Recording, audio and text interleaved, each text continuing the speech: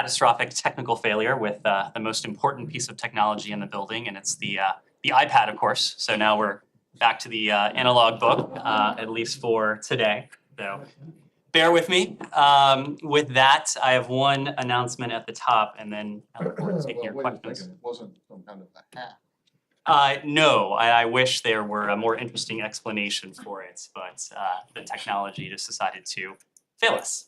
But that is neither here nor there. We'll start with this. Today, the Secretary announced Richard Nephew is our coordinator on global anti-corruption. This position, announced last International Anti-Corruption Day, will integrate and elevate the fight against corruption across all aspects of U.S. diplomacy and foreign assistance, working closely with interagency and international partners. This position demonstrates the importance the United States places on anti-corruption as a core national security interest and reiterates the central role global partnerships play in this fight. So with that, happy to take your questions. That's it? That is like it. A week away or 10 days away? That is it. All right. Yes. Let me start in the Middle East. There's an old expression in our profession here that, if you produce something that pisses both sides off, you're probably doing, the right thing. That's a good job. You guys seem to have Seems we may have succeeded. Yeah, you guys seem to have taken this to a new level with the statement yesterday about the killing of Abu No one is happy with this. The Palestinians are upset. Her family is upset because you didn't take a conclusive stand, and the Israelis are upset because you kind of blame them, but you don't have any conclusive evidence to assign that blame. So this seems to be another case of the administration trying to please everybody and then pleasing no one. Can you explain what it is that makes you think that the preponderance of evidence that you've seen shows that that the shot that killed her was fired by an Israeli? And then after that, can you also explain why it is that if you believe that why are you not assigning blame? Sure. So first, Matt, to one of your points, our goal in this was not to please everyone. Our goal in this was not to please anyone. Our goal in this was to put forward what the U.S. Security Coordinator had found in his summary of the investigations to date. And just to take a step back, there were two elements in the statement that we put out yesterday. The first dealt with the forensic analysis of the bullet that killed Shireen Abu Akleh. And as you saw from the statement, the bullet was damaged to the extent that the independent third-party examiners weren't able to come to a conclusive judgment regarding the origin of the bullet. Now, the second element of that statement is broader. The second element of that statement deals with the summary of the investigations. That is to say, the summary of the Israeli, the IDF, and the Palestinian Authority, the PA, investigations that have been undertaken to date that the U.S. Security Coordinator put together in his role. The Security Coordinator, over the course of several weeks, had been granted access to both of those investigations. And in summarizing them, the Security Coordinator concluded that gunfire from an IDF position was likely responsible for the death of Shireen Abu Akleh. The Security Coordinator also found no reason to believe that it was an intentional killing, but rather the result of tragic circumstances during the course of an IDF-led raid in Jenin against factions of PIJ, Palestinian Islamic Jihad, on May 11th that had followed a series of attacks in recent weeks. So in terms of how the USSC, the U.S. Security Coordinator, came to that conclusion, as I said before, the Security Coordinator was granted access to the investigations of the two parties. The Security Coordinator also visited the site of Miss Abu Akleh's death in order to garner additional information. So putting all of these pieces together, it led to the determination that gunfire from an IDF position likely resulted in her death. It also, in the course of the investigation, given the totality of circumstances, given the totality of facts that became available and that were made available to the U.S. Security Coordinator and his team, they found no reason to believe that it was an intentional killing, but rather the result of tragic circumstances in the course of a raid. Okay, one, who was the independent third-party examiner of the bullet? These were members of the USSC team. Together, they have 42 years of combined forensic experience. As we said, the bullet was damaged to such an extent that it precluded a conclusive determination as to the type of gun from which the bullet was fired. But these are some of the most experienced ballistic experts in the business. Okay, but they're American officials. No, the USSC, it's a multinational organization. Okay, so can you be a little bit more specific? Well, I don't want to bring in specific countries, but the USSC, it's a multinational organization. It includes several of our close NATO allies. And so we brought in, as part of that team, 2 officials from that multinational team with extensive, as I said before, 42 years of combined forensic experience. Okay, and then how did they come to a determination that they could not conclude that there was intent or a lack of intent? And how did they come to a conclusion that it was, I mean, they basically didn't come to any conclusion. What they did, And so can you explain how it is that you're able to say that there's no evidence of intent, no matter who did the shooting? Right. Well, that's exactly what they found, or precisely what they didn't Isn't find. that finding, exactly, that's What- finding nothing. Well, they found no reason to believe this was intentional. But They again, didn't find but any again, reason they didn't find any reason that it wasn't intentional, again, right? the So why do totality, the totality of the circumstances, based on the 2 investigations to which they were granted access, based on the site visit to the site of Ms. Abuakla's death, led them to the conclusion that this was the result of tragic circumstances during this IDF-led operation. So how does one determine intent? How do you determine what was intentional or not intentional in this case? Did you talk to the person that fired the gun? I mean, you're saying likely from IDF sources. I don't know what that It's means, important because- to note, this is a judgment. Finish my question, please. You know, when you say likely, I mean, it either happened or it did not happen. What is likely? I mean, it did not come from outer space. It Site- came from a particular direction. So I want you to respond to the question, how do you determine intent? Saeed, this was a judgment based upon all of the information to which the USSC was granted access. And we said before, the USSC over the course of several weeks was granted access to the IDF-led investigation, to the PA-led investigation. They visited the site as well.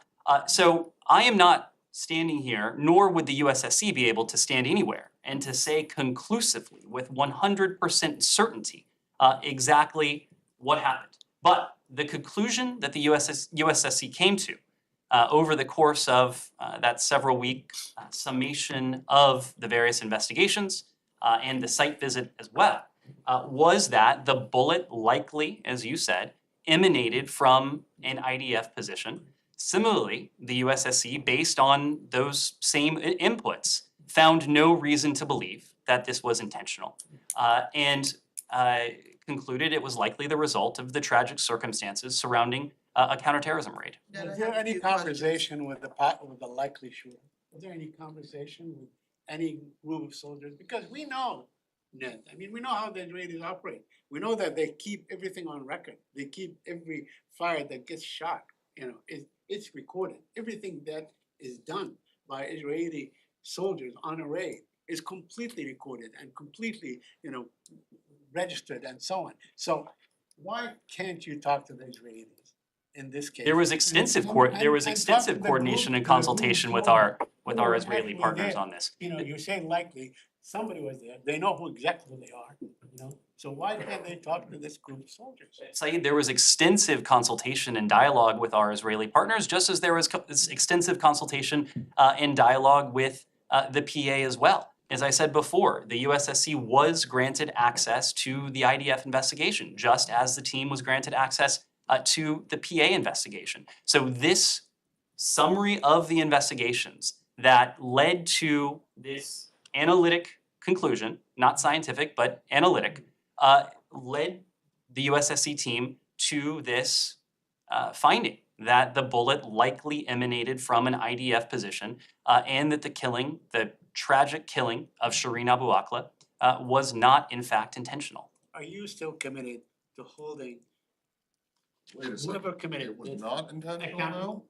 Or you can't determine intent? What we said in the statement yesterday, the USSC found no reason to believe that this was intentional, but rather the result of tragic circumstances. So this ends right here? I mean, it's over? Well, Is you this you you heard investigation over? you heard from us similarly in the statement yesterday, that we will remain engaged with Israel and the PA on next steps and to urge accountability. We do want to see accountability. We would expect accountability in any case involving a wrongful death, and this clearly was the case of a wrongful death. Our goal, and what we believe is the collective goal of the parties, is to see to it that something akin to this, the killing of a journalist in a conflict zone, can't happen again. But Must it not happened again. happen It happened again. again in Hebron. It happened again, And- only 2 weeks after that. And Saeed, the IDF, as a professional military outfit currently in the midst of its own investigation, is in a position, or soon will be in a position, to consider steps to further safeguard non-combatants. That is something we have consistently encouraged, not only to the IDF, but in conflict zones around the world, and as part of accountability. The IDF will be in a position to consider additional steps that would safeguard civilians and non-combatants in the case of a conflict zone. Ned, how Sure. long was the USSC involved in this process? The USSC was granted access to these investigations over the course of several weeks. Several weeks. Are there any lawyers, any criminal lawyers, any people with experience in investigating murders or homicides on that team? I can't speak to whether there are lawyers with that background, but again, there are forensics experts on the team. There are security experts on the team. After all, this is the team that coordinates security assistance with the PA, that works closely with Israeli authorities as well. But this was not a law enforcement investigation. This was a summation of investigations. But the reason I ask is because the US government is arguing that it was not able to assess intent. And yes, people with experience in forensics can take a look at physical evidence, but determining intent is usually the role of someone with legal experience. Usually someone who has to either argue the case or defend the accusation in a court of law. And so it raises questions about how this conclusion has been raised if people who can only deal with fragments and shrapnel and physical tissue are able to determine intent, especially if they have not actually interviewed the people who were involved, the people who fired the weapons, the people who were eyewitnesses to the weapons. This isn't the way that a criminal investigation here in the US would be carried out. And so it's reasonable to ask, how can you come to that sort of conclusion? So- It seems as if it's a rush to judgment when actually we know that the FBI has not been involved in this. And then my follow-on question is, and it's really a sidebar question, is this the work of the USSC? Have they been involved in other investigations where the Palestinians and the Israelis have had massive disputes about what happened on the ground? So a couple points on this, Rosalind, to your questions. Number one, as I said before, I believe to Saeed, this was not a criminal investigation.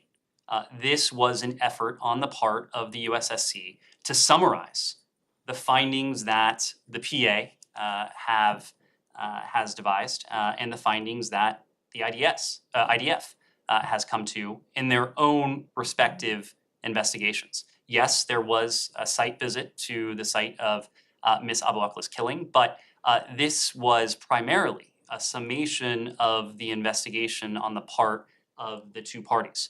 I didn't intend to suggest that the entirety of the USSC team is comprised of forensics experts. The forensics experts with the 42 years of experience, those were the individuals that conducted the testing of the bullet in question. The USSC team, of course, is much broader. It has a much more expansive set of backgrounds and expertise. This is a team that is fully capable of working with both the PA and the IDF, as they routinely do in the course of their business, to take a look at their investigations, to take a very close and careful look with an exacting eye at the conclusions that both parties have arrived at to date, to supplement that with a visit to the site where Ms. Abu Akleh was so tragically killed, and then to form conclusions based on that. Now, these are analytic conclusions. Again, that is why we have caveats in there. Likely fired from an IDF position. No evidence to suggest this was intentional. So we need to be clear about what this was and what this wasn't. But the USSC is confident in its findings, and we have confidence in turn in the USSC. The family, though, is very displeased with what the State Department is saying about the killing of their loved one. How does this government respond to the family of a US citizen that they don't have all the answers, that they believe that there's much more to be known about how she was killed, and that they are asking for justice for her killing? Well, we continue to urge both the Israeli investigators and the Palestinian investigators to bridge their investigations. You may recall prior to this past weekend, we had been calling publicly for the IDF and the PA to bridge their respective investigations, because it was our belief that by doing so would provide both sides with the clearest indication and the clearest route to accountability. We will continue to work both with Israeli investigators, with the PA as well, to continue to encourage them to bridge this investigation, because yes, as we said in our statement, we do want to see accountability.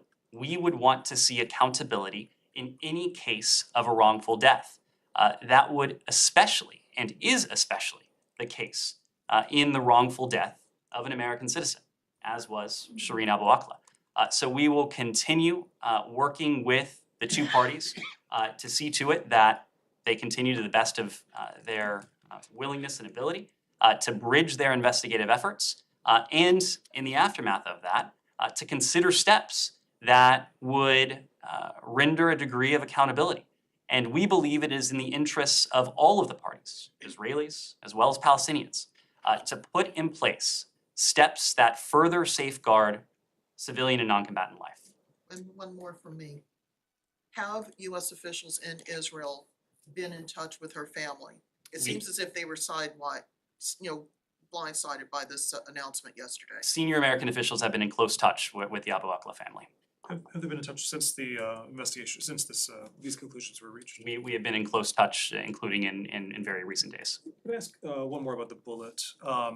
The Palestinians said that they handed it over to the US with the understanding it wouldn't be given to the Israelis. The IDF says that they actually did forensic research on the bullet, that it was in an Israeli laboratory. Do you think this is consistent? Does the United States believe that it's that the deal was true to its word in terms of the United States handling it and not the Israelis handling it? We believe both parties operated in good faith, and just to be clear about this, the examination was conducted by two members of the USSC. These were the two forensics experts with a combined 42 years of experience. Local experts, whether they were Israeli or Palestinian, did not conduct USSC's examination of the bullet. The USSC had full custody of the bullet from the moment it was provided by the PA to the USSC until the moment it was returned by the USSC to the PA. Okay, so the Israelis, when they're talking about doing research, that is simultaneous to what the USSC was doing. I couldn't speak to what they intended to say, but I can tell you that no other party had possession of this bullet during the And examination, it was returned to the PA. and it was returned to the PA. Can I have a couple more questions on the Palestinian issue? Very quickly, on the E1. I understand that the Israelis put it off till September. Have you pressured the Israelis to put off the expansion of the E1 settlement? We have consistently spoken to both sides to encourage them not to take steps that would exacerbate tensions, and that in the case of something like this would put a two-state solution further out of reach. That's been a consistent message since the start of this administration. Can I just- The last one, because I promised the family. 2 years ago, 22nd of June, a young cousin of mine was killed by the Israelis.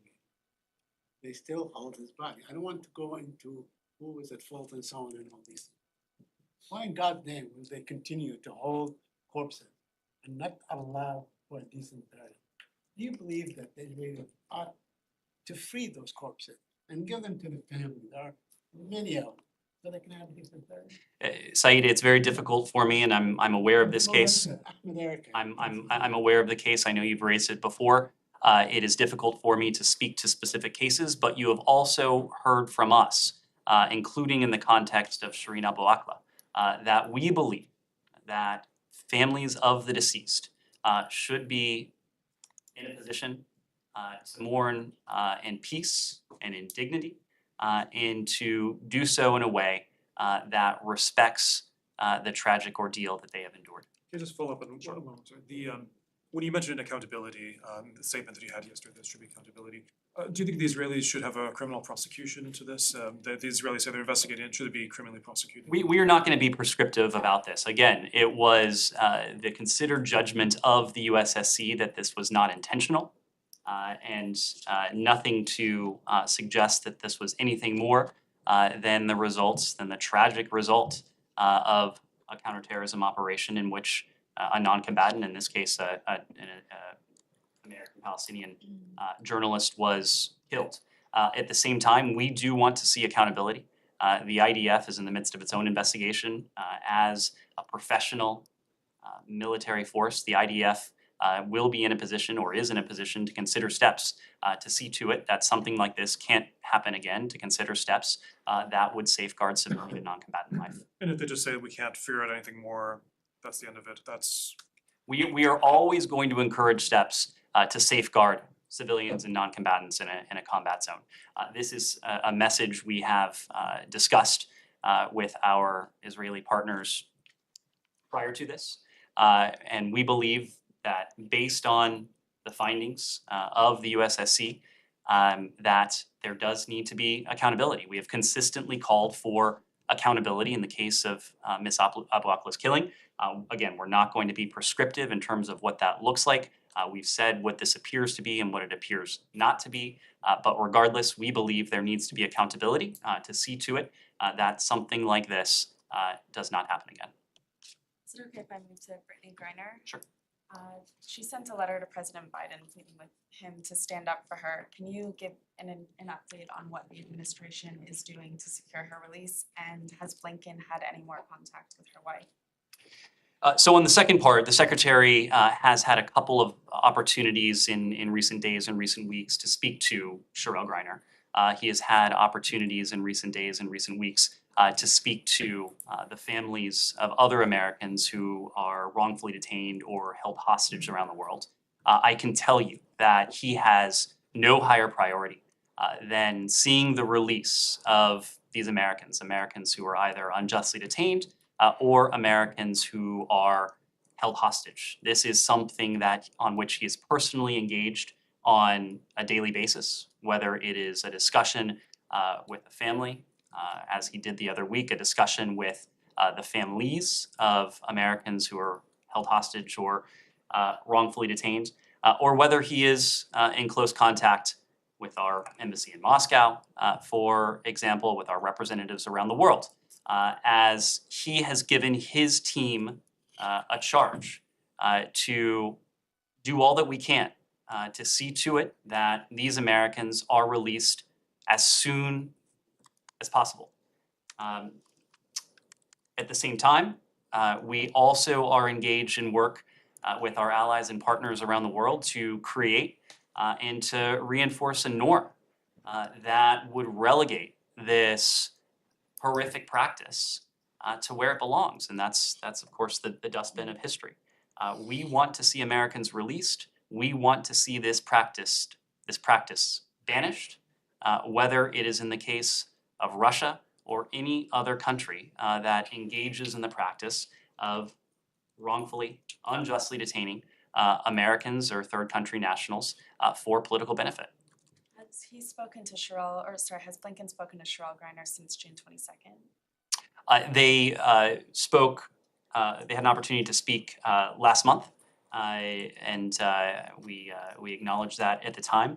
The Secretary will remain in close contact, not only with Brittany Griner's family and loved ones, but also here at the State Department, we remain in close contact, I would say almost daily contact, with her broader network. That includes her legal representation, that includes others who are working diligently day and night to see her release. Same topic. Yes. We've yet to get a reaction to that letter that Brittany Greiner sent from the administration. Can you offer just any reaction, any visceral sense that you got from reading the letter, reading any of the excerpts? And secondly, Brittany Griner's wife, she says she's no longer going to stay quiet. She said that silence is getting her nowhere. We do know that traditionally families of hostages have been advised, or the wrongfully detained have been advised to stay quiet to avoid compromising any negotiations. Is this still the advice that you're giving to Americans who are detained abroad and their families?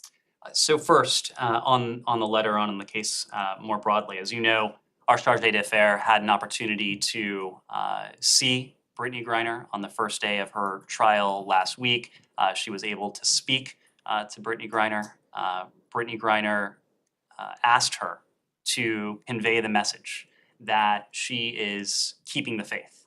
And I think you see that to a remarkable degree in that remarkable handwritten letter that Brittany Greiner sent to the administration. Brittany Greiner, Paul Whelan, Americans around the world who are held hostage or unjustly detained, they are always on our thoughts. They are always weighing on everything it is that we do. We regularly engage with families. We regularly engage with the representation of those who are wrongfully detained or held hostage. But I think all of you can understand at the same time that while we update families and certainly in broad strokes on our efforts, it's not something that we are in a position to speak to publicly in any detail. And I point to the case of Trevor Reed. I was often asked from this podium about updates for Trevor Reed's case, and I have said things very similar to what I just said about Brittany Greiner and to Paul Whelan. Of course, we were able to find a way to secure Trevor Reed's release, and we were able to do so, I would say, in large part because we were discreet about what we were doing at the time. We do not want to do anything, we do not want to say anything that would potentially jeopardize the chances of seeing an American released, or that would delay by a single day, a single hour, or a single minute the safe return of an American to her, his family and loved ones back here in the United States. Just a quick follow-up on that. Just to be clear, the Secretary and the President, neither of them have had a conversation with Cheryl Greiner since this letter was received by the administration. Is that right? I believe the letter was just received yesterday or Yeah, I'm overnight. just making sure. Understood. Okay. And I can't speak for the White House, but of course, when it comes to the State Department, we do engage regularly, if not daily, with Brittany Greiner, her loved ones and her networks as well. And just one more question. The coach of the Phoenix Mercury, who's that's the team that Brittany was playing on here, made a comment just yesterday saying if it was LeBron, he'd be home, right? It's a statement about the value of women. It's a statement about the value of a Black person. It's a statement about the value of a gay person, all of those. We know it, and that's what hurts a little more. What is your response to that? Just the fact that the administration, the State Department handles so many cases abroad, do you think that this situation is unique because of who Brittany Griner is? Well, as you said, and as the coach said, the hurt here is immense. The hurt here is profound. And I say that as someone who can't even begin to imagine what Sherelle Greiner is going through, what Brittany Griner's coach, what her teammates are going through. All of those who love her, not only in this country, but around the world, are going through. The same could be said for the family, the loved ones of Paul Whelan. The same could be said for the family, the loved ones of Americans who are wrongfully detained around the world. Now, of course, Brittany Griner was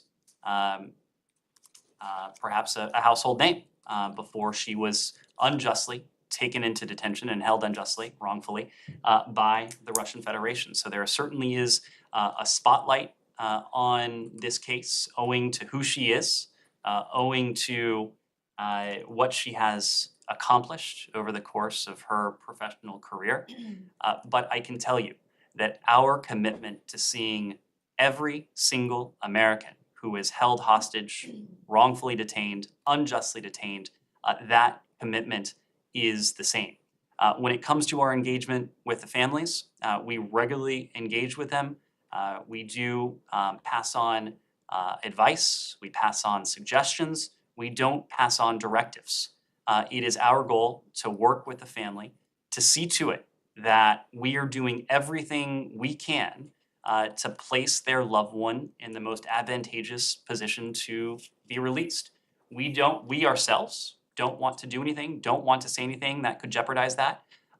We have had conversations with families about how they too could avoid doing anything that would further complicate the release of their loved ones. Certainly understand the inclination on the part of families to bring as much publicity as they can to their cases. I think all of us, if we were in the position that Sherelle Greiner is in, if we were in the position that the Whelans are in, if we were in a position that many other Americans who are held hostage or wrongfully detained, we would want to do the same thing.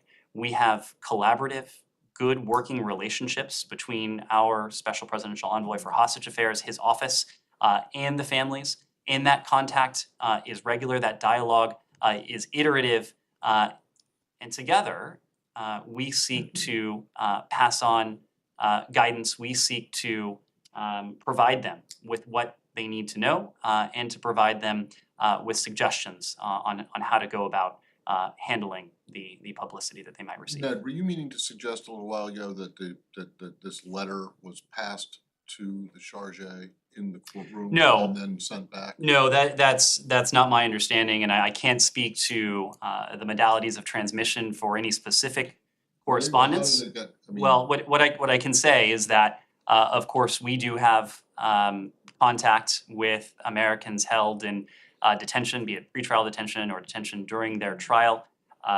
We seek to ensure, to see to it, that contact is regular, is consistent, consistent with the Vienna understood. Convention, but I will also I'm not trying say, to make light of this, but I mean, it's like if you're in a Russian prison and you write a letter to the president and put it in the mail with a Lenin stamp on it or something like that, and address it to the White House, you know, it isn't gonna get there. Well- And if it does get there, it's certainly not gonna get to the president, right? so So it had to come, it had to. the State Department is not necessarily the only channel. And again, I'm not speaking to the modalities for any specific piece of correspondence, but many detainees, including those held in pretrial detention and detention during their trials, do have access to their legal teams as well.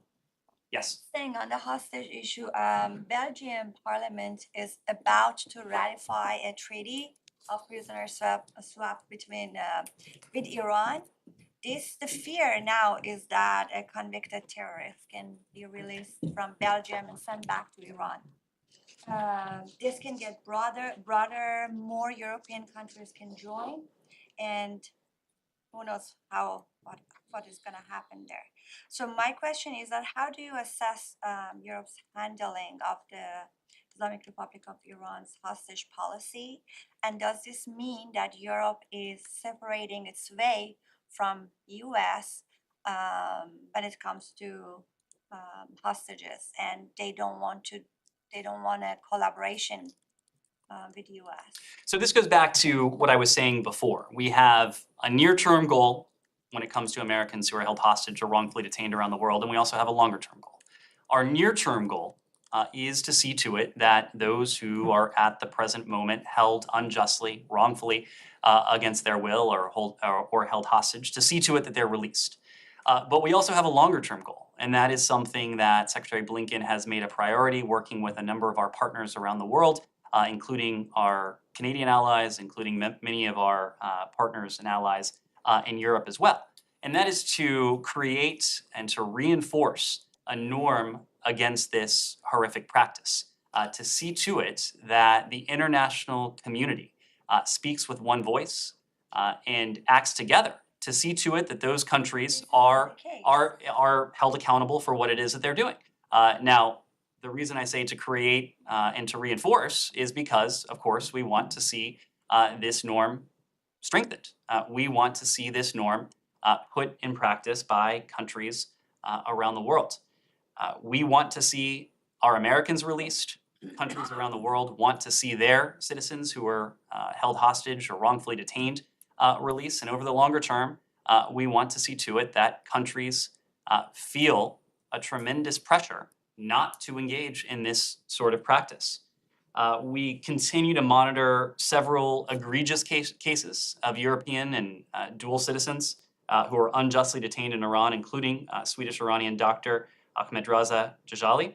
And we echo concerns from UN experts that the situation that this individual faces is truly horrific. And we join the Swedish government, as one example, in calling for his release. We know that when it comes to Iran, this is one of those countries that does have a long history of unjust imprisonment of foreign nationals, seeking to use them as political leverage. And all the while, Iran continues to engage in egregious human rights abuses as well, which include, for its own citizens in many cases, large-scale, arbitrary, and unlawful detentions of individuals, many of whom have faced torture and execution after being denied due process. These practices are outrageous. We too are working with our allies and partners around the world to condemn them and to do what we can to counteract them. We are also aware of reports that the Belgian government is considering a prisoner swap, but we're not going to comment on bills or treaties pending in Belgium's legislature. Okay, and is there any negotiations at the moment going on about Iranian Americans being hostage in Iran, like Namazis or Shari? This is a dialogue. This is a priority for us that is always ongoing. And we have consistently made the case that we treat the case of Americans who are unjustly, wrongfully detained in Iran on a separate track as the nuclear negotiations with Iran, for a very simple reason. Even when we started down the path in Vienna early last year, in the spring of last year, we said that a mutual return to compliance, a potential mutual return to compliance with to the JCPOA with Iran was not a certain proposition. So of course, we did not want to tie the fates, and we do not want to tie the fates of Americans who are unjustly and wrongfully detained to something that remains far more uncertain than it was when we first embarked down this path. But we have consistently been engaged in this, even when we have not had discussions in Vienna, even when we have not had nuclear discussions through other channels, including most recently in Doha. We have been working assiduously on this. We have no higher priority than seeing the safe return of these Americans, of these dual nationals, as soon as we can manage it. And Ned, also, I'm sorry about Doha, you mentioned NPR published an interview with a special envoy, Bob Malley, today, in which he says that Iran introduced, instead of new extraneous demands. And also he says now it's Iran's turn to give an answer. My question is that what are those new demands? Did we know about this before? What are they exactly? And what is this answer that America is waiting for? Is it related to NPT concerns? Is it related to Iran's regional activities? Is it related to ballistic missiles program? In what field? What are you looking for? The answer that not only the United States is waiting for, but also that our European allies are waiting for, is a decision on the part of the Iranian government to fully return to compliance with the JCPOA. It is not clear to us, based on what we have heard from the Iranians indirectly from our European allies, that they have made that political commitment. There has been a deal on the table that has been more or less finalized for several months now. This is a deal that was worked out in large part due to the concerted efforts of our European allies who have played the role of middleman, first in Vienna, most recently in Doha. But in recent weeks, in recent months, rather than make that commitment, that political commitment, to return to compliance with the JCPOA, Iran has consistently introduced extraneous demands, demands that, or issues that go beyond the four walls of the JCPOA. The JCPOA is about one thing, it's about one thing only, and that's Iran's nuclear program. To introduce anything that goes beyond the narrow confines of the JCPOA suggests a lack of seriousness, suggests a lack of commitment. And that, unfortunately, is what the team saw once again in Doha. We were disappointed that Iran, yet again, failed to respond positively to the EU's initiative, and no progress was made. As you've heard, we are at a point where the lack of forward momentum, the lack of progress, is tantamount to backtracking. Time is of the essence. We have said that because this is not a deal that will be on the table indefinitely. It is a deal that will be on the table only as long as it is in our national security interests. And the fact is that since Iran distanced itself from the commitments it made with the JCPOA that was implemented in January 2016, Iran's program has galloped forward in ways that are wholly concerning to us. There is a deal on the table that would mitigate many of those concerns, and that most importantly would once again verifiably and permanently see to it that Iran is prevented from obtaining a nuclear weapon. That is our goal. It is our goal because President Biden has made a commitment that Iran must not be allowed to acquire a nuclear weapon. It's pretty close to being indefinitely on the table. Mali approved that today. January, That few weeks. when we first started to say that the window was closing, So- the runway was shortening, and it's now July. Yeah. So this will be a deal that we will pursue as long as it is in our national security interest. This is an idea that assessment. it's not indefinite is belied by the fact that you keep putting off a decision. What do the Iranians actually have to do for you to say, that's it, we're done? What do they have to do? Nothing? Matt, it is, the fact is that if they continue down the path they are on, But they've been we continuing down this we path for will the last reach 7 months. we will reach a point where the non-proliferation benefits that the Well, I'm JCPOA not- affords are obviated by Okay. the I'm not advances that Iran's expecting you to nuclear say program has made. Exactly when that point is going to be, but can't you just look at this objectively, at least from the position of where we're sitting right here? You have been saying the same thing for the last 7 months, that the time is running out, this deal is not gonna be on the table indefinitely, and yet you keep stringing it out. And every single time you go back, like in Doha, it results in nothing, and you say you're disappointed, and you say the Iranians are raising, extraneous things. And they're moving the goalposts and you're not. Okay, well, there has to come a point, if you're gonna be taken seriously by them or anyone else, where you say enough is enough, so you realize that, right? Matt, what I can tell you is the reason it is difficult, the reason it is impossible for us to put a time frame on it is because this is not based on a political decision. It is not based on a temporal decision. It is based on a technical assessment.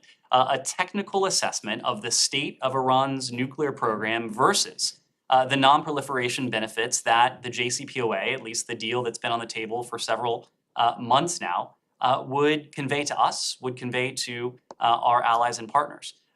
This building, our intelligence community, the US government, international weapons inspectors continue to be of the assessment, right now have an assessment that the deal that is on the table is far preferable to where we are now. It just seems like we're getting to the point of the, Is there gonna be Assad's another days round are of numbered. talks in Doha? Because Bloomberg reported that EU is actually trying to do something after Biden's trip to the region. So probably we're gonna have another round of talks in Doha. Is that true? We are grateful for the EU for its efforts. There is not another round of talks currently on the books. We remain committed to exploring a mutual return to compliance with the JCPOA. We are committed to returning to compliance with the JCPOA if Iran makes that same commitment. Unfortunately, Iran, as I said before, continues to raise issues that are extraneous, continues to demonstrate that it has not yet made that political commitment. Okay, G20 and then we'll, What can you tell us about the US supporting or not supporting the G20 inviting Lavrov to the foreign ministers meeting in Bali this week? we are committed to two propositions. The first, we are committed to the success of the G20. We are committed to the success of Indonesia as the host of the G20, but we are equally committed to the proposition that it cannot be business as usual with Russia. And we have heard the international community speak out against Russia's brutal, unprovoked war against Ukraine. I suspect you will hear members of the G20 do that from Bali in the coming days. But we believe we can fulfill those twin imperatives, seeing the success of this G20 summit without offering any semblance of business as usual with Russia. And can you just be a little more explicit about the Secretary's plans when it comes to seeing the foreign minister at the G20? Will he attend all of the meetings that Lavrov is in? Will he leave the meetings where Lavrov makes remarks? What are your plans? The Secretary intends to engage fully in the G20. I'm not going to speak to any plans on the part of Foreign Minister Lavrov or any other ministerial level participant, but I can tell you the Secretary will be a full and active participant in the G20, which we see as a valuable forum. And again, we are committed to the success of this G20 and the success of Indonesia's stewardship of it. And just one last question. What does it say about the global community right now that Lavrov was even invited to attend this conference? Look, I'm not going to speak to the decision-making process on the part of the G20 organizers, but Russia is, of course, a member of the G20. The upcoming G20 will be an opportunity for us, for the international community, to discuss what Russia and its invasion of Ukraine has wrought, what it has wrought in terms of rising energy and commodity prices, what it has wrought in terms of food insecurity as well. And I suspect, again, over the course of a couple days in Bali, that you will hear a number of the G20 members express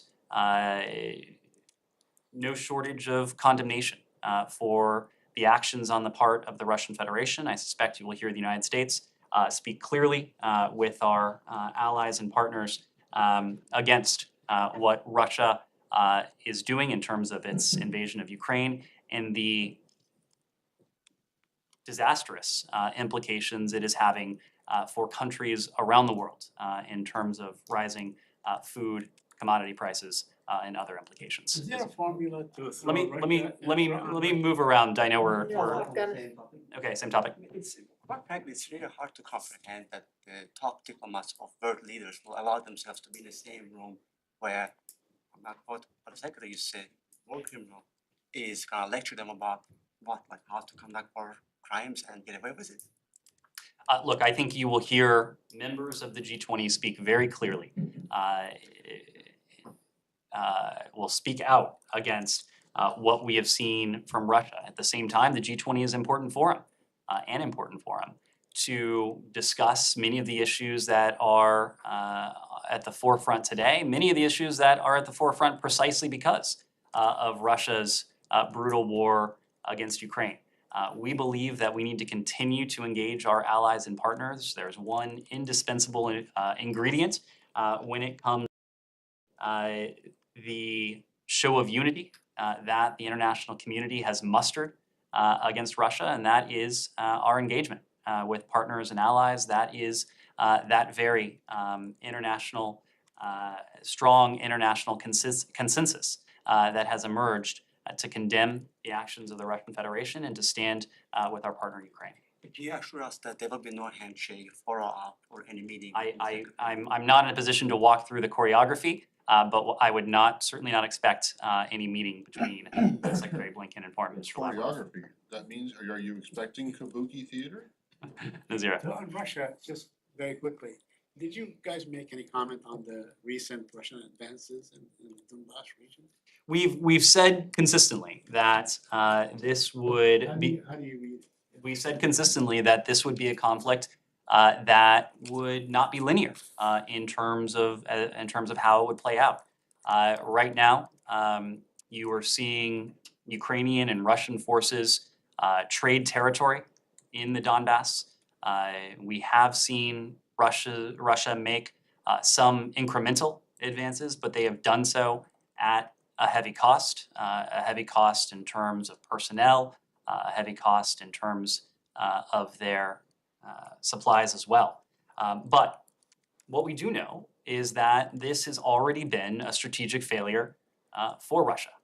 When this started on February 24th, Vladimir Putin went into Ukraine, we think with every intention of being the de facto leader of Ukraine within a matter of days, if not a matter of hours. And you have seen those objectives thwarted. You have seen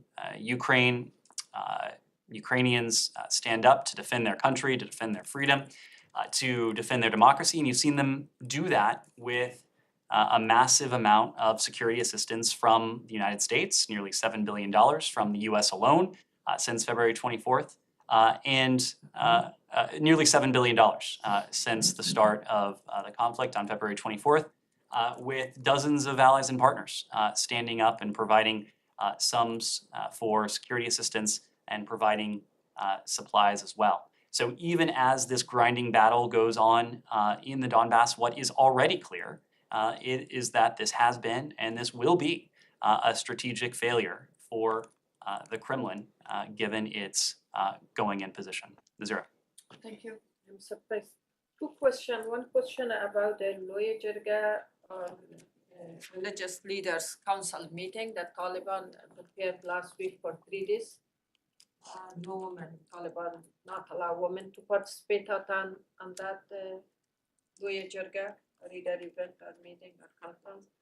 And the second question is Balkhab, northern Afghanistan, war between Mahdi, one of the former member of Taliban, with the Taliban. So many people displaced from their places.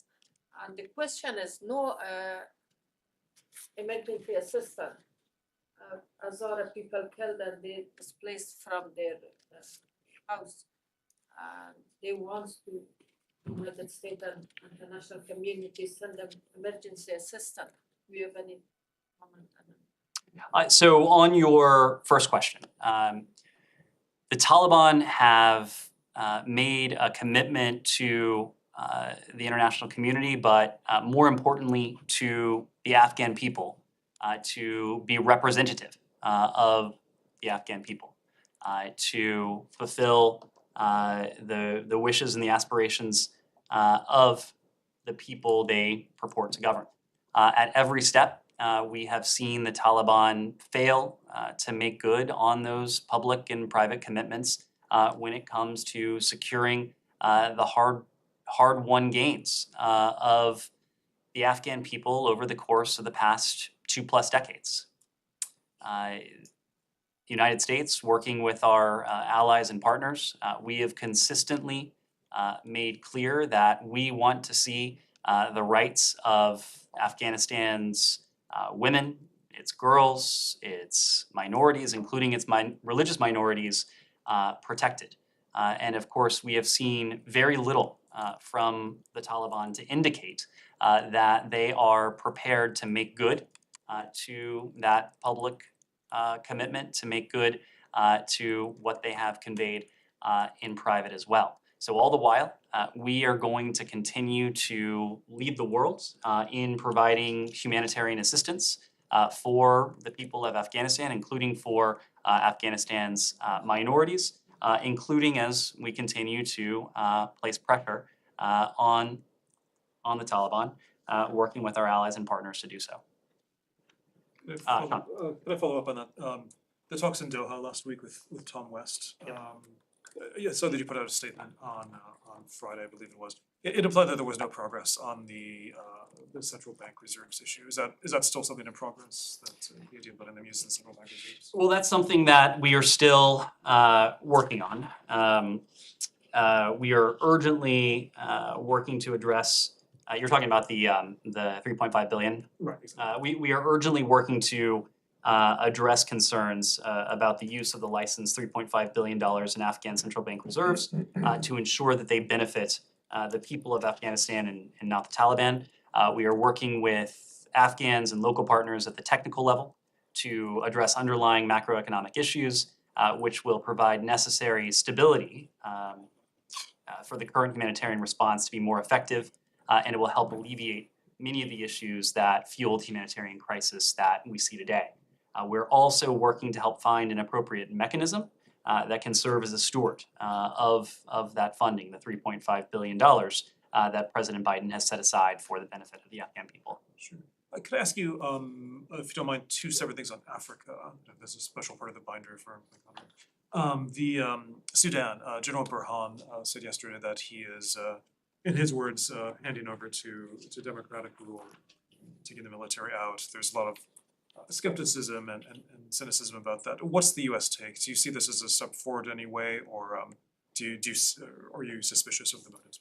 Well, I think it's too early to tell, but you have consistently heard us voice our support for the Sudanese people's desire to advance their country's democratic transition under full civilian leadership. When it comes to what we've heard over the past couple days, we took note of General Burhan's address to the country and his commitment to dissolve the Sovereign Council once a civilian government has formed. We encourage all sides to re-engage, to find a solution that will keep Sudan moving towards a civilian-led government, democracy, and free and fair elections. We also urge that violence against protesters be investigated and that the perpetrators be held accountable. And then separately, Mali, ECOWAS has agreed to lift sanctions on the junta in return for a pledge on elections. Does the United States think this was warranted at this point? Would you rather wait and see about the elections? There's been no change in our position. We continue to encourage a return to democracy in Mali, and I'll leave it to ECOWAS to speak to their posture. Sure. Could I just completely different topic? Sure. Has nothing to do with Mali or Sudan. Abortion. I believe this is the first briefing we've had since Roe v. Wade was overturned. I know the Secretary had a statement on that, but just to ask a bit more about what, if anything, that will change with the State Department, both in terms of how employees are treated, but also in the Mexico City policy and other reproductive health policies. So let me just say something broadly about this, and then I'll come to your question. Look, I won't try to elide the fact that America is the world's most important piece in many ways of unfinished business. You've heard us say this before, but our charge from our literally our earliest days was to form a more perfect union. And so by definition, we are not perfect, never will be, but we don't try to hide that either. And so we understand and appreciate that domestic developments here at home will have implications for us around the world. Of course, I won't get into questions of domestic politics, but we've heard questions, many of them understandable, and the Secretary alluded to this in his statement last week as well, from our close partners and allies in recent days. And they've posed them in good faith, they've posed them out of genuine curiosity. At the same time, we've also heard from some of our competitors, some of our adversaries, we've seen their efforts to seek to stoke questions, of course, not doing so in good faith. And it's important to differentiate the two. And so the way we look at this is that in the face of these good faith questions, it's incumbent upon us to provide answers and to do so in ways that are unmistakable to people around the world, including the many millions of people around the world who have come to see and still do see the United States as the last best hope, as the beacon on the hill. So what does that answer look like? Well, it is still the case that no country does more to support human rights and freedom around the world than the United States. It's still the case that no country does more to support the humanitarian needs of people around the world than the United States. It's still the case that no country does more to advance public health and stand up for sexual and reproductive health around the world than the United States. And no country does more to stand up for repression and illiberalism around the world than the United States. These are traditions that have transcended administrations because it's not about politics. It's very much written into our DNA as a country. When it comes to implications from the Supreme Court decision last week, it does not change the commitment on the part of this administration to advance and to protect sexual and reproductive health and rights at home and abroad. We remain fully committed to the long-standing U.S. goals of advancing global health and gender equity and equality, and this decision in no way changes our current programming overseas. We'll continue to provide assistance for global health, for gender equity and equality, and women's and girls' empowerment. We'll also continue to support evidence-based support evidence-based policies and programs that advance public health, respect and promote human rights, and put gender equity and equality at the forefront of our foreign policy and engagements. Now, of course, statutory restrictions related to abortion have been in place for many years on our foreign assistance around the world and our appropriated funds for the department and for USAID. We'll continue to comply with these restrictions, as you might expect, and as Secretary Blinken has said, this department will do everything possible to ensure that our employees have access to reproductive health services wherever it is they live. Final question? Yes. Can you please expand a little bit on Richard Nephew's appointment? Will he have similar status as the Secretary's special representative? And will he be able to come out with sanctions list against corrupt foreign officials, or will he have corruption index list? I think it's my way of asking, will he have enough tools in his toolkit to actually move the needle when it comes to global corruption issues? So Richard Nephew, as you know, was announced today as a coordinator on global anti-corruption. What that means is that he and his team will be charged with strengthening U.S. government alignment on our anti-corruption work and to work closely with international partners as well to advance our collective goals in the realm of anti-corruption. Part of this includes leading the Department of State's implementation of, you may recall, the first ever U.S. strategy on countering corruption, advancing our efforts through the Summit for Democracy. We're in the midst of the Year of Action right now. There are many strands of work that continue from the Summit for Democracy as we bring together all of those resources, some of which are at the State Department, but other tools, as you alluded to, through other parts of the executive branch, to advance the administration's anti-corruption and our broader democratic renewal agenda. Thank you. And my last question, if you don't mind. State Department sent out a diplomatic note on July 1st to the embassies, foreign embassies, asking them to refrain from, let's say, transnational repression cases. I can come up with so many cases. My colleagues asked about Iran earlier, Azerbaijan, Belarus, and others have been involved into this. Did you have any particular case in your mind in terms of timing? Why now? This has been an ongoing issue. And is there any response you have received? Thank you. This is a message that we have consistently conveyed to in capitals around the world, but also to embassies here in Washington. Transnational repression, extraterritorial repression, including the repression of dissidents in a place like the United States, and we've highlighted some of those cases, or I should say the Department of Justice has highlighted some of those cases. It's something about which we are profoundly concerned. So it is a message that we considered was appropriate to reiterate, and we will continue to do so given the priority we attach to this issue. Thank you all very much.